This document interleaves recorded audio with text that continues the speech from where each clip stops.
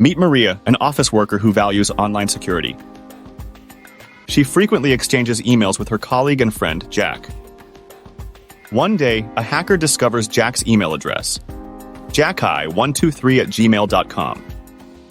Using a simple mail transfer protocol server, or SMTP server, the hacker crafts a fake email that appears to come from Jack. The hacker embeds malicious code in a PDF attachment, disguised as an office report. Using the SMTP server, the hacker sends this deceptive email to Maria, making it look like it's from her trusted friend Jack. Seeing Jack's email address, Maria trusts the message.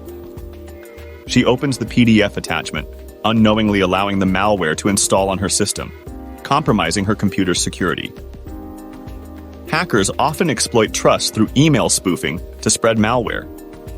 Always verify attachments, even from familiar addresses. Check email headers, avoid opening unexpected attachments, and confirm with the sender if you're unsure.